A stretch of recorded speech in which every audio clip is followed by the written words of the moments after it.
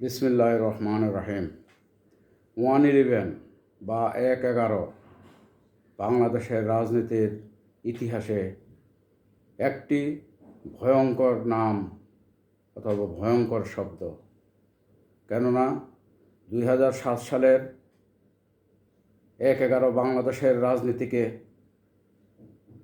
কলুষিত করে একটি দুষ্কৃতিকারী মহলের চক্রান্তে ভিন্ন খাতে প্রবাহিত করার চেষ্টা করা হয়েছিল। দেশে জরুরি আইন জারি করে সেনা শাসনের ছায়াতলে থেকে একটি সরকার পরিচালিত হয়েছিল ফখরুদ্দিন মঈনুদ্দিন আহমেদের নেতৃত্বে, যারা মূলত বিএনপির রাজনীতির উপর খড়গ পরিচালিত করেছিল। 1/11 7 মার্চ বিএনপির তৎকালীন সিনিয়র যুগ্ম মহাসচিব জননন্দিত নেতা তারেক রহমানকে কারাবন্দী করা হয়েছিল। কারাবন্দিতে নির্মমভাবে নির্যাতন করা হয়েছিল, নিপীড়ন চালানো হয়েছিল। তার এই কারাবন্দির পরিস্থিতি দেখে হতভম্ব এবং হতবিহ্বল হয়ে পড়ে সমগ্র জাতি শঙ্কিত হয়ে পড়েছিল।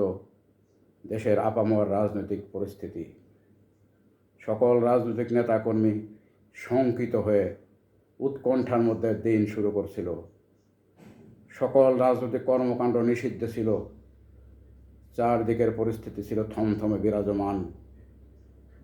ঠিক কঠিন সেই মুহূর্তে, যখন কথা বলার স্বাধীনতা ছিল না, পত্রিকার নিউজ ছাপানোর স্বাধীনতা ছিল না, সাংবাদিকদের স্বাধীনতা ছিল না, সমগ্র দেশের রাজনৈতিক নেতৃবৃন্দ বিভিন্নভাবে আত্মগোপনে থেকে কিছু করার চিন্তা ভাবনা করেছিল, চেষ্টা করছিল। এমনই এক কঠিন থমথমে পরিস্থিতির মধ্য দিয়ে রাজনৈতিক দিনগুলো পরিচালিত হচ্ছিল, অতিবাহিত হচ্ছিল। ঠিক সেই মুহূর্তে আমি এবং আমরা কয়েকজন রাজনৈতিক কর্মী ছাত্রদলের, স্বেচ্ছাসেবক দলের একত্রিত হয়ে জাতীয় মসজিদ বায়তুল মুকাররমে জুমার নামাজ শেষ করে তারেক রহমান মুক্তি পরিষদ গঠন করলাম। তারেক রহমান মুক্তি পরিষদ নামে আমরা বিভিন্ন কর্মসূচি পালন করব, পত্রিকায় নিউজ দেব। পত্রিকার নিউজ ছাপানোর সম্ভব ছিল না, সাংবাদিকরা পত্রিকায় নিউজও ছাপাতে ভয় পেয়েছিল। যাই হোক, আমরা থেমে থাকলাম না, আমরা আমাদের কার্যক্রম পরিচালনা করলাম। গোপনে গোপনে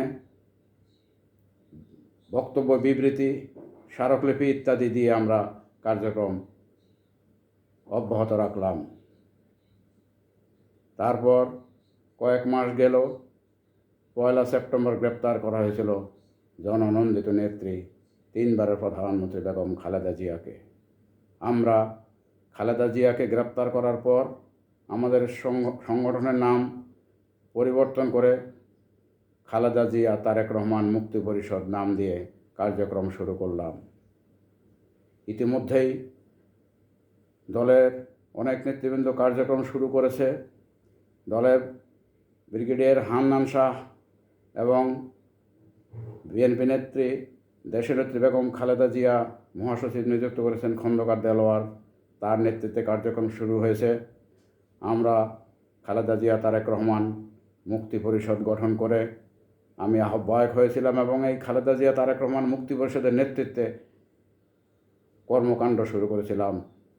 পত্রিকায় বিবৃতি, প্রেস কনফারেন্স এবং নানাভাবে আন্তর্জাতিক এবং দেশীয় বিভিন্ন সংস্থাকে আমরা মোটিভেটেড করার চেষ্টা করেছিলাম যে অন্যায় হয়েছে বিএনপির ওপর, অন্যায় অত্যাচার নির্যাতন করা হচ্ছে বিএনপি নেতা নেত্রী কর্মীদের উপর। বেগম খালেদা জিয়া তারেক রহমানকে গ্রেপ্তার করা হয়েছে অন্যায়তে, তাদের মুক্তির দাবি করছি আমরা বাংলাদেশে অবস্থানরত জাতিসংঘের অফিসে স্মারকলিপি দিলাম আমাদের খালেদা জিয়া তারেক রহমান মুক্তি পরিষদের পক্ষ থেকে। তারপরে জাতিসংঘের পক্ষ থেকে বিভিন্ন রাষ্ট্রদূত এবং বৈদেশিক সংস্থার প্রতিনিধিদেরকে পাঠানো হলো এসবের খোঁজখবর নিয়ে অগ্রসর হওয়ার জন্য গণতান্ত্রিক পথ কীভাবে উন্মুক্ত করা যায় সেই জন্য তারা তাদের আন্তর্জাতিক দায়িত্ব পালন করার চেষ্টা করল। আমরা সেগুনবাগিচায় অবস্থিত সাংবাদিক সমিতি ঢাকা রিপোর্টার্স ইউনিটিতে সংবাদ সম্মেলন করলাম খালেদা জিয়া, তারেক রহমানের সহ সমগ্র দেশের গ্রেপ্তারকৃত নেতা কর্মীদের মুক্তির দাবিতে। সেখানে আমাদের উপর আক্রমণ চালালো পুলিশ, শাহবাগ এবং রমনা থানার পুলিশ যৌথভাবে আক্রমণ চালিয়ে আমাদের সংবাদ সম্মেলনকে পণ্ড করে দেয়। আমাদের অনেককে গ্রেপ্তার করে আমরা কোনো রকম পালিয়ে বাঁচি এবং আত্মরক্ষার জন্য আমরা কৌশল হিসেবে বিভিন্ন জায়গায় অবস্থান নেই। তারপরে আমাদের ছোট্ট ছোট্ট আকারে মিছিল স্লোগান দেই, আমরা প্রেস কনফারেন্সের মাধ্যমে কর্মসূচি ঘোষণা করি দেশব্যাপী। তারপর আমরা সেই কর্মসূচির অংশ হিসাবে কেন্দ্রীয়ভাবে খালেদা জিয়া, তারেক রহমানের মুক্তির দাবি করে সংগ্রাম করেছিলাম, সভা সমাবেশ, প্রতিবাদ সমাবেশ করেছিলাম। এমনিভাবে ১/১১ সেই ভয়াল দিনগুলোতে খালেদা জিয়া, তারেক রহমান মুক্তি পরিষদ গঠন করে আহ্বায়ক হিসাবে আমি সারা দেশের সমগ্র জেলায় জেলায় কর্মসূচি ঘোষণা করে খালেদা জিয়া, তারেক রহমানের মুক্তিকে ত্বরান্বিত করার চেষ্টা করেছিলাম।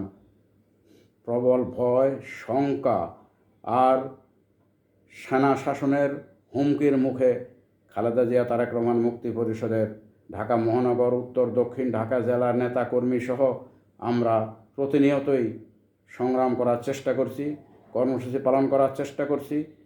দল এবং দলের নেতা নেত্রী এবং সমগ্র দেশের কর্মীদের মুক্তির চেষ্টা করেছিলাম এই দিনে।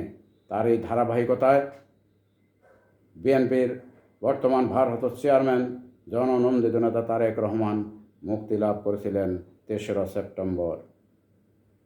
তাই এই ৩রা সেপ্টেম্বর তারপর থেকে তারেক রহমানের কারামুক্তি দিবস হিসেবে পালন করা হয়। আমি মনে করি ১/১১ সেই ভয়াল দিনগুলোতে আমরা খালেদা জিয়া, তারেক রহমানের মুক্তির দাবিতে যেসব কর্মসূচি পালন করেছিলাম জীবনের ঝুঁকি নিয়ে, তা অত সহজ ছিল না।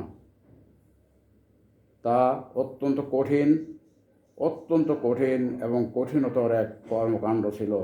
জীবনের ভয়, জীবনের ঝুঁকি নিয়ে আমরা যা করেছিলাম তা ভাবলে, সেই দিনগুলো স্মরণ করলে আজও গা শিউরে ওঠে। কেননা কঠিন সেই দিনে কোনো গাইডলাইন ছিল না। কঠিন সেই মুহূর্তগুলোতে কোনো রাজনৈতিক অভিভাবক ছিল না। আমরা নিজ দায়িত্বে এগুলো করেছিলাম। সেই দিনগুলোর কথা আজ ভুলিনি, আমরা আজও স্মরণ করি। সেই দিন ১/১১ সেই কঠিন ভয়াল দিনগুলোর কথা অনেকেই হয়তো ভুলে যাচ্ছেন, অনেকেই হয়তো ভুলে গেছেন। কারা কী দায়িত্ব পালন করেছে, কারা কোথায় কী করেছে, সবই ইতিহাস জানে। ইতিহাসের সাক্ষী হয়ে সবই থাকবে।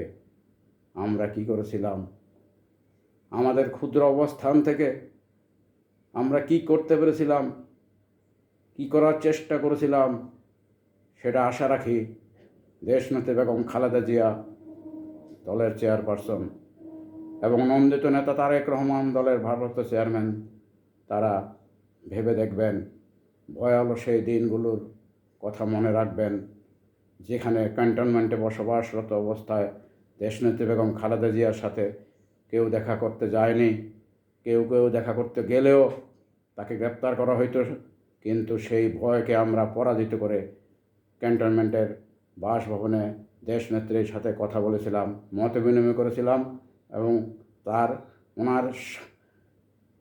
ওনার সহমত নিয়ে, ওনার মতামত নিয়ে আমরা এই মুক্তি পরিষদ গঠন করে ১/১১ সেই কঠিন দিনগুলোতে কর্মসূচি পালন করেছিলাম, বিভিন্ন কার্যক্রম করেছিলাম। সেই দিনকে দয়া করে আপনারা স্মরণ করবেন, আমরা স্মরণ করছি গভীর শ্রদ্ধার সাথে। এবং সেই দিনগুলোর যারা জীবনের ঝুঁকি নিয়ে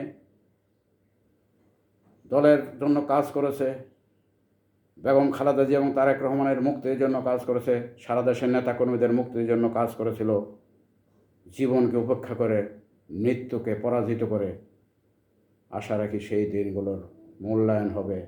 আশা রাখি সেই দিনগুলোকে মূল্যায়ন করবেন দেশনেত্রী বেগম খালেদা জিয়া, মূল্যায়ন করবেন দলের ভারপ্রাপ্ত চেয়ারম্যান জনাব তারেক রহমান। আল্লাহ হাফেজ। বাংলাদেশ জিন্দাবাদ। বাংলাদেশ জাতীয়তাবাদী দল জিন্দাবাদ। খালেদা জিয়া, তারেক রহমান মুক্তি পরিষদ জিন্দাবাদ।